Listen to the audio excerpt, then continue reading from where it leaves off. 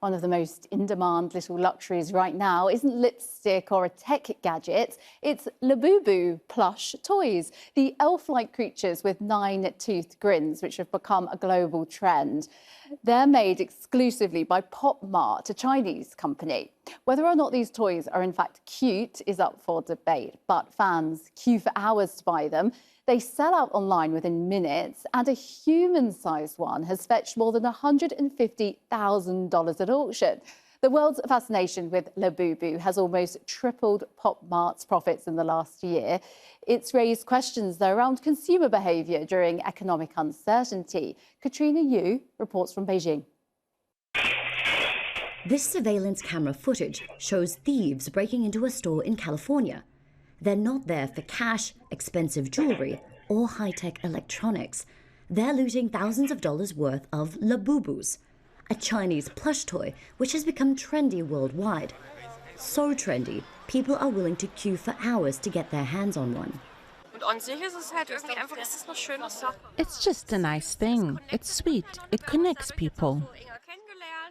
The mischievous-looking monster dolls are the creation of toy maker Pop Mart.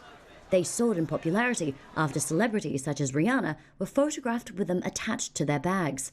They sell for about $30 each, with limited editions costing much more. In June, a 1.3-meter-tall Labubu was auctioned in China for $150,000.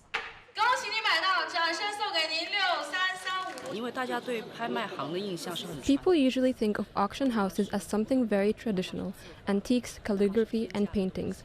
And I thought, what if we could attract younger collectors? So I asked myself, what's the hottest topic right now? And it's the Labubu. Fans say the appeal lies in the so-called blind box packaging. Shoppers don't know which one they'll get until they open it. But experts say the craze in China reflects weak consumer sentiment. A property crisis and a tight labour market has seen many hold off on buying big-ticket items like homes and furniture, opting instead for smaller, pleasurable purchases. Clearly, people are spending more on cultural and entertainment stuff.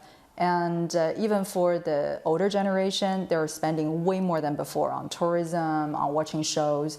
And for younger generations, surprisingly, it's a Labubu. Pop Mart's profits have soared this year, and the toy maker is capitalizing on Labubu's popularity by opening this theme park in Beijing. But tickets need to be booked in advance. Just like the dolls, they sell out quickly. Pop Mart now also sells jewelry, with this store opening in Shanghai earlier this year.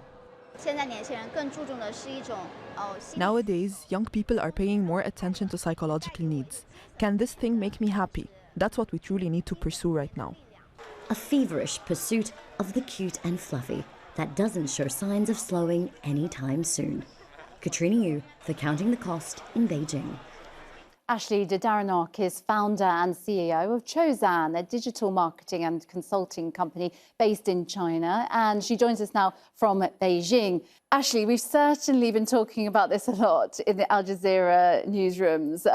I have to say, how does this toy go from quirky-looking doll to worldwide craze? Is it luck or is it a well-executed marketing strategy? I would say it's a lot of things coming together, because these toys actually appeared already on the Pop Mart roster in 2019. But at first they were little figurines, so they were vinyl figurines, not so plushy and cute as you can see them right now. Then in 2024, this happened. This little ring really revolutionized it, because now we could attach them to our bags and they became bag charms. The next thing that happened is celebrities. In Asia, we had Lisa from Blackpink attaching her to the bags and talking about loving the ugly, cute aesthetics. And all that started rolling out with international celebrities. Plus, of course, the blind box concept that we were just now talking about really pushed this trend forward, because many people went online to unbox it. So we have billions of views of people unboxing Labubus and ultimately creating their own stories with the toy. On top of all that, of course, we just came out of the pandemic, and young people are looking for ways to deal with loneliness, with their awkwardness. Social interactions are not as easy as before, and Labubu provides them this opportunity for, an easy escape. Yeah, and thank you for bringing your Labubu there. Nice to see. How much is this then, as you mentioned there, down to the timing, the fact that we're living in globally difficult times economically, and that creates the so-called lipstick effect, known by Gen Z as treatonomics.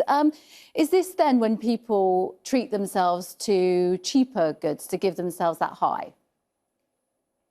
Absolutely. In fact, Pop Mart is a very interesting company because what they do is they curate a roster of characters. Today they have more than 90 characters, and each of the characters has their own unique social appeal.